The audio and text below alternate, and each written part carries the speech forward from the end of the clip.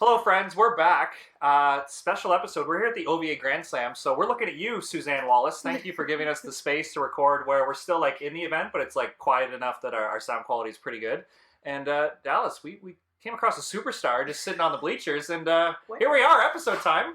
It was very intimidating because she is the #1 ranked beach volleyball player in the world, and the #1 the #1 ranked beach volleyball player in my heart, Brandie Wilkerson. So thank you for coming on the show. Obviously, you know you're busy here supporting all the friends and Will's here obviously playing. So we're taking away a bit of your time, but thanks for being on the show. This is great. I don't know if you know this, but on our last episode we talked about volleyball couples that could like win tournaments, and the big talking point was I absolutely buried you and Will. I said they're not winning anything. Yeah, I don't think I can carry the team that much. No, I'm kidding. I'm kidding. Don't listen to this one. Yeah, you're not getting served anything. So I My back setting's not that good. I back Julie and Sam pretty good. I think they're both very strong players. I think they would do well. Yeah, especially because Sam plays both positions. So they both play both. They both play positions. both positions. Yeah. But see, Will and I are like the only true blockers out there. I feel like so many blockers get carried away, and then they're like, you know what? I think I could do this defense thing, and then they both should try and do both. Like Will and I have zero desire to be defenders, and there's not a lot of them. There's also zero desire for you and Will to be defenders. Yeah, I know. No one's asking us. No one is asking us to do that. So yeah, that kind of just shot us to the foot if we had to play together.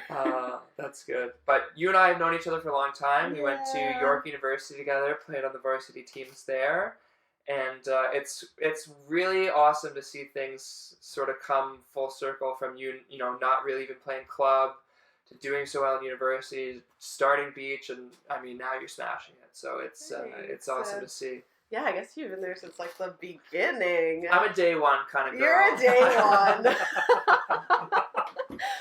Yes. Like on your Brandie squad, like there's a Taylor Swift squad. I'm definitely walking out with sunglasses and striking a pose. Definitely. Yeah. I feel like Will and I were just talking about day ones. And I was like, I think in volleyball, I'm trying to think of my York day ones. I was like, yeah, Beata, Shireen are there. And they're like, Dallas is in there for sure. I'll remember that.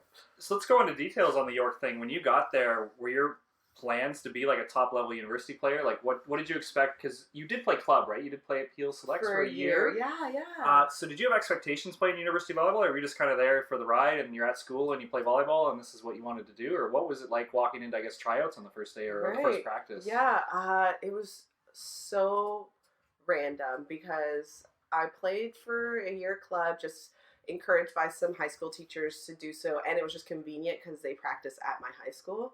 And then university, I didn't really want to play university. I got scouted by Ryerson and some schools in the States, but I was literally like, I'm not that good. I don't understand what they're doing. And then I was like, I'm going to York. Like, this is my school. I want to focus on school. I want to pursue my major.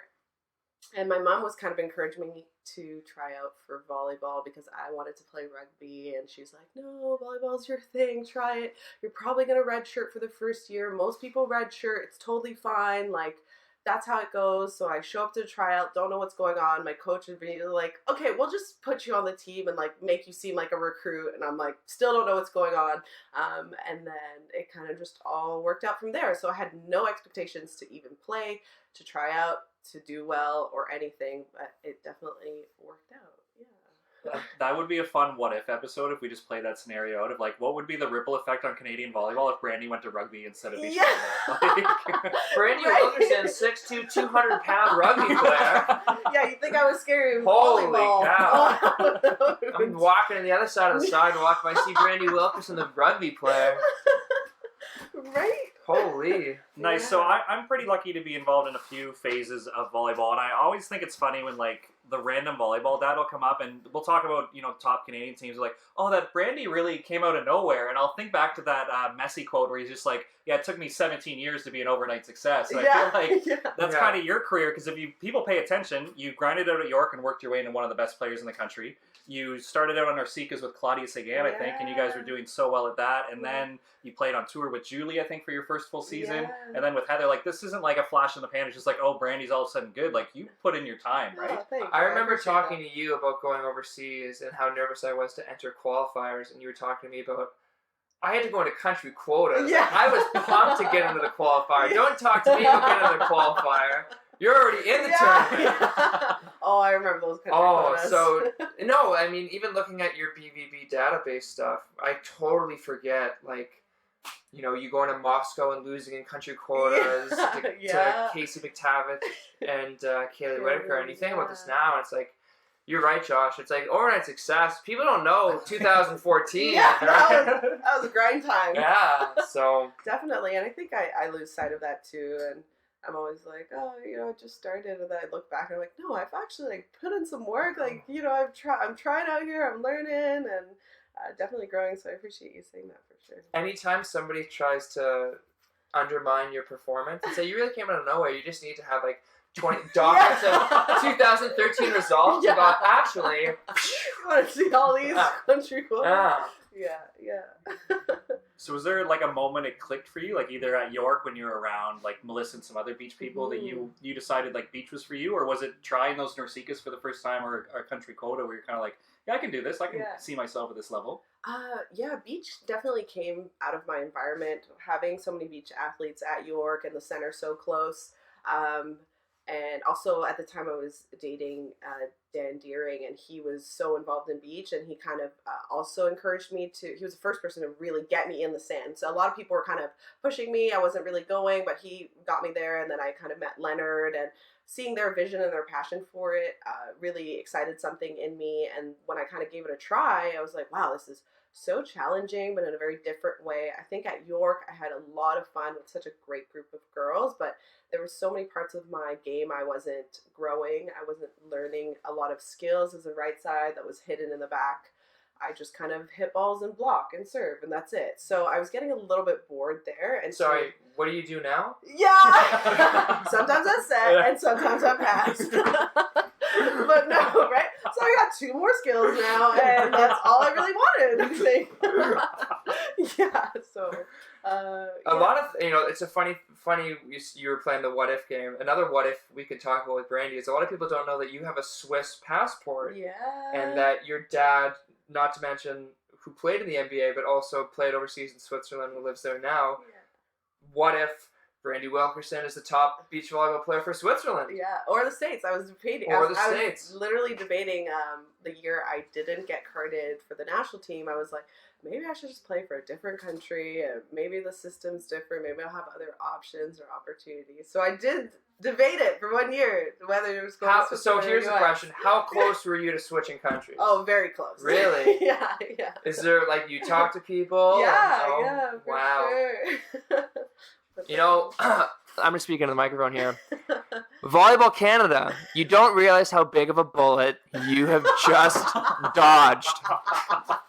We don't need shots fired, but it's the truth. Let's be real. Let's be real. You gotta be real with these things. You get a little discouraged and things are tough. And I think in beach volleyball in this country, in this system, it's tough. Some people don't get what they deserve, or others do, or whatever people feel. It's just at the end of the day, you don't feel supported, and until you do, then you really feel encouraged to either give back or represent or grow. And I think it was just a choice on my personal end to just give it another try. And at the end of the day, I do love this country. I love the people here, and I just wanted to grow here. No, and I shouldn't. I'm not here to pick fights with anybody, but it's really amazing to see how far Canada is, and we talk about this all the time. Where you and Heather come back with a 5th, and we're like, well, that's kind of shitty. Like, where if this was like 5-10 years ago, we're like, we're throwing a Raptors-esque parade if you're coming back with a 5th place. So it's really a testament to how far you've come, but how far Canadian volleyball has come. Where like if you're not packing home a medal on your return trip, it's like,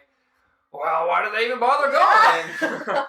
I know, it's just such an awesome reaction to have that. And it was a cool thing to see, too. We were in Brazil together, and I think that sort of on the stat line is where you guys really sort of hit your stride, and from there, you turned that around and put it into a world number one ranking. And it's awesome to see. And, Thank you.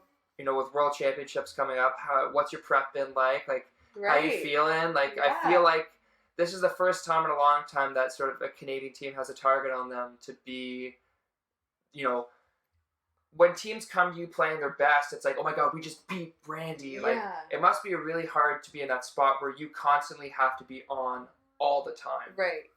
And it's something that Heather and I are working towards, is to have that consistency and be on all the time.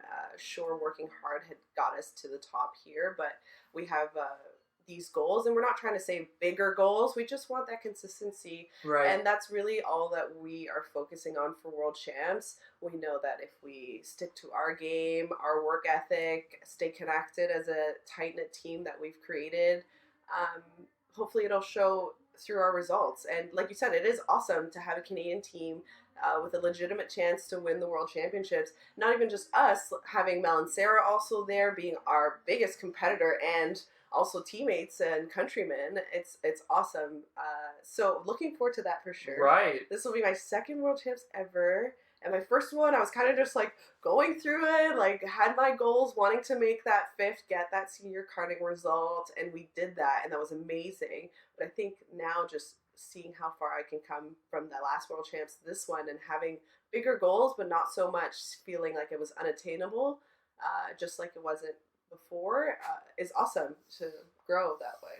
So just for our listeners that we're really trying to convert into like educated, passionate beach fans, for you on the surface level, what's the biggest difference between Worlds and a tour event? Like, obviously, we could talk all day about it, but in your mind, what would you tell, like, the casual fan that, like, Worlds is a big deal because of this? Yeah, so many things. I think in a very simple way, the structure is totally different. You have a totally different routine, a rhythm. Sure, the teams are the same. I mean, some teams we've never even seen or heard of, so there's that factor. It's very similar to the Olympics. I think a lot of people compare the two, so you won't find that comparison in other tournaments. And then just the grandeur of the event, the fan base, just to be able to say you've won something like that in terms of even sponsorships or for your country or results or anything, it's a huge deal, and it's a great honor for sure.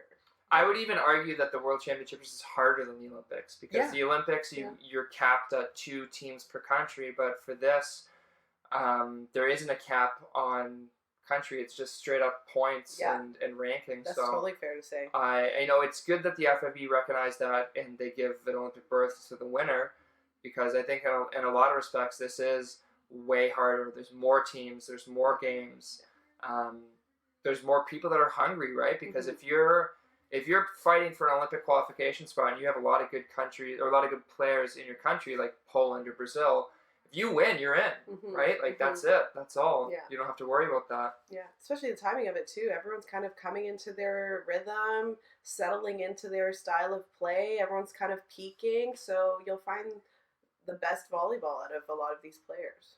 So because you guys have gone so deep in tournaments and we are getting more and more media coverage, it's great to see you and Heather and how you play with intensity, but you also play with a lot of joy.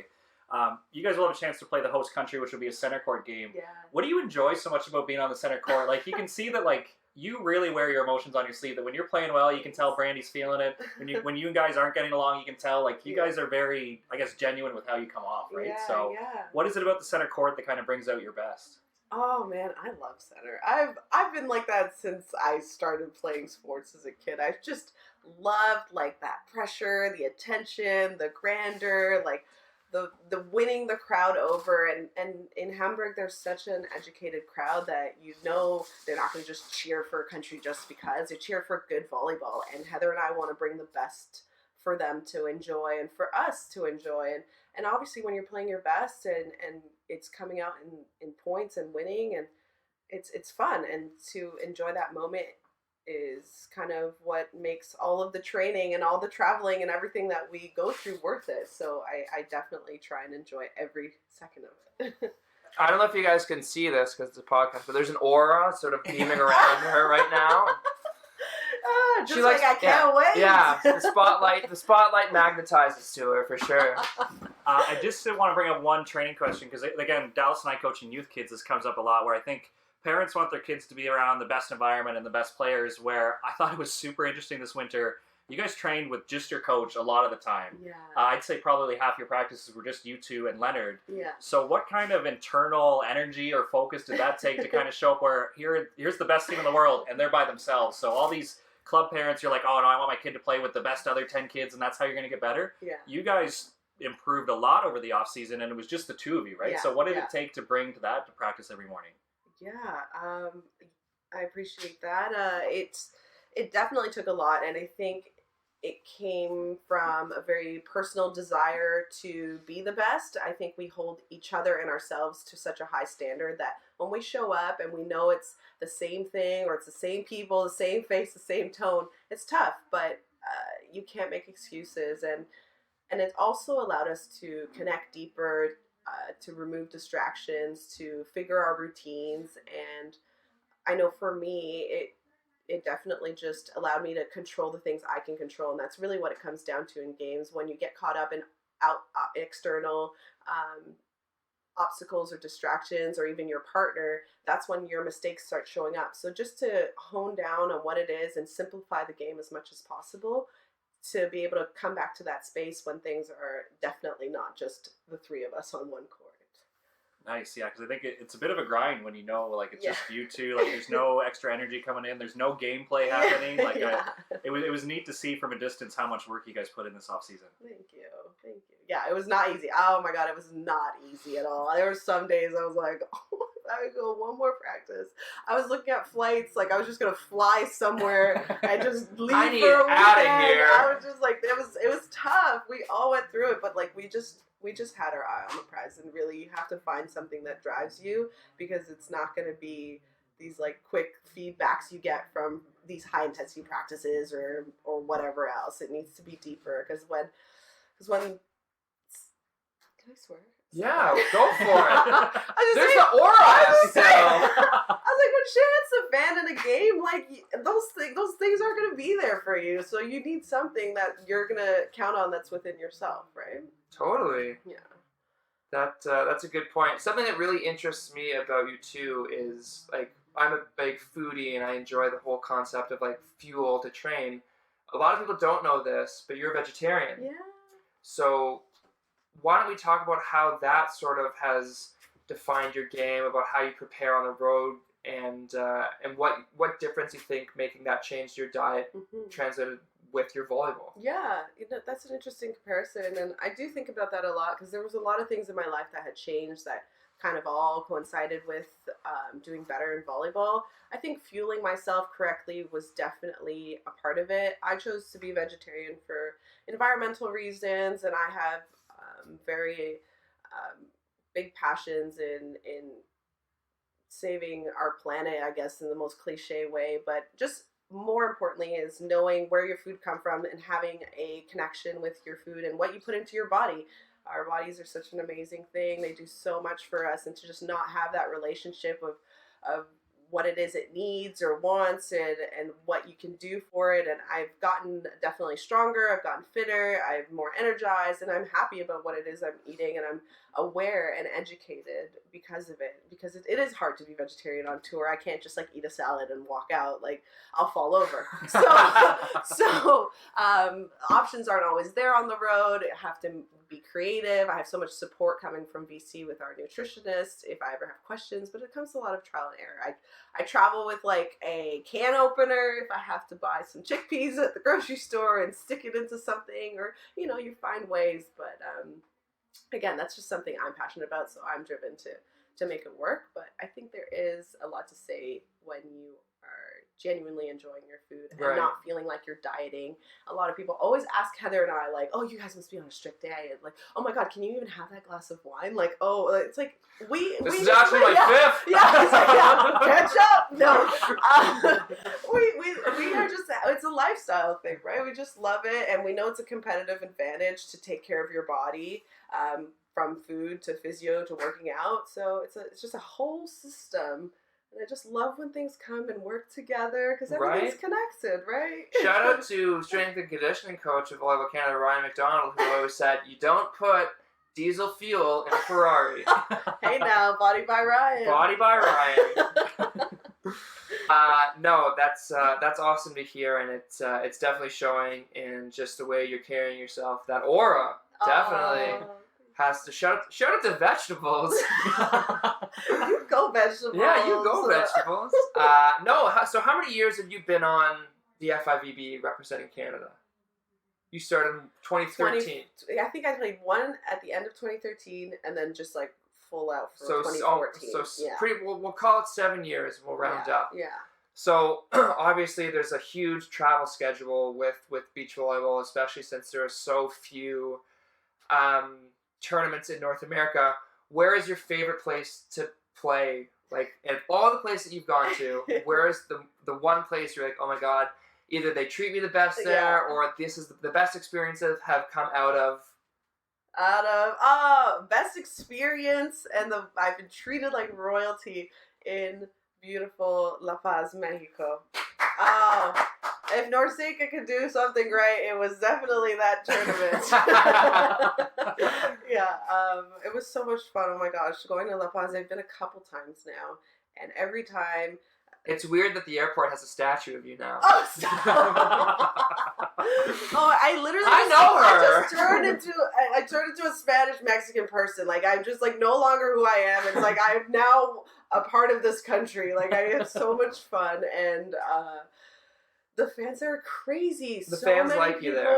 But even in like Chetumal, the 3-star that happened, the fans were like crowding our practices, or like stadiums were packed for games, and it was the same in such a small like surf town, and there was so much energy. And I think it was like it was the first Norseca I won, actually, which makes it even more special that I had the crowd behind us, and even had them chanting my name for the whole game, which was awesome, and also something a lot of people never let you go. Yeah. Actually, it's funny because in my phone, and for our listeners who don't know, what is the chant that they would say? Oh no, that's for you. No, I'm not chanting. Oh, you have to. I'm not chanting my own name. You have to. I just enjoyed the moment. I literally sat in the crowd so like, it what? was basically Brandie. And as a big shout out, we'll have to put this on our Instagram page. What is Brandie in my phone? But Brandie. Yes, the long cheering Brandie. Yes, I met so many cool people. The MC there is definitely out to get me since that moment, because every time we step on, he makes sure the chant's going. But that's crazy. It's crazy to be like, is this happening? I'm staring at like thousands of people stating your name. Like, you know what, never Brandie? in your life We've been friends for a long time, and I've liked you even more, especially since you won't chant your own name. It's wonderful to see that being the best in the world has not gone to your head, because you're refusing to chant your own name. Yeah, I'd be all over the Dallas chants. I remember watching... ringtone? Yeah. Like, yeah. Me! I remember watching the live stream last year with you and Heather played a night game. It might have been the semis. Okay. And you were speaking to the MC and you spoke Spanish. And it's a good thing that stadium didn't have a roof, because it would have blown off like by the pop you got by this audience, right? Like. Yes, I know. It's a great place to practice my Spanish, I'm sure. And if you say like, hola, ¿cómo estás? They're like, already like, woo! You're the best! Brandie!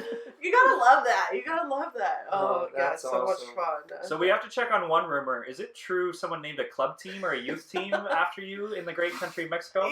Yeah. The next year I came after that, a girl came up and showed me a picture of the jerseys they had, and it was my name, and the team was called Brandie. Oh, she's good. She plays on Brandie. And that must have been the craziest thing that's ever happened to me in my It must have life. been weird to see the full, like, kitted out with, like, your face on it. Oh my gosh, thank goodness there was no face on it. That's You know great. you've made it with a youth club is like you. You ever wonder when you made it? It's not having posters of you. It's not having your name in the lights. It's when youth club academy teams name themselves after you. Oh man, yeah. So I should have just quit then, like career. How could career you? This done. is the peak. I'm done. I've hit the top. Yeah, people get Olympic ring tattoos. I think you need to get that club Yeah. logo tattooed. Send me a jersey at least. Yeah, come on. Oh, But so- no, it's great to have you on. I think you guys are going to do great in Hamburg, and it's just really good to catch up with you. Yeah, so good to catch up with you guys. You guys are holding this thing together, and I really appreciate you doing this podcast. And you both have the most genuine love for this sport and sharing it, which is important. And I support that all the way. So anytime you need something from me. Thank you. Yeah, thanks for taking the time today. We'll have to get you back on when we all have a little bit more time. But Yeah. back to the OVA Grand Slam. It Back sounds to the like. OVA Grand Slam. Be Back sure to to follow the us on action. Podbeam. Do it. Do it. Follow us on Instagram. Do it. All right. Thanks, Brandie. All right. Thank you guys. Once again, thank you to the OVA, Canada's #1 beach crew, and Suzanne Wallace for giving us a space so we could record at the OVA Grand Slam. Special thanks to Brandie Wilkerson for taking the time out of her busy schedule to do an interview with us. Best of luck at World Championships as they start today as you're listening to this. As you're watching World Championships, you can also go back and listen to super best friend of the show, Ben Saxton. Or if indoors you're thinking you want to follow some international stars, we have had past interviews with TJ Sanders, Autumn Bailey, and Jesse Elser. Hopefully you enjoyed the discussion about Brandie and Will taking on the other super couples in the volleyball world. We'll have to expand our list as we've received many comments about who we've forgotten. Hope you enjoyed this episode. Please leave us a 5-star review and feel free to leave us any comments on the show or any upcoming guests you'd love to hear. Thanks and stay excellent.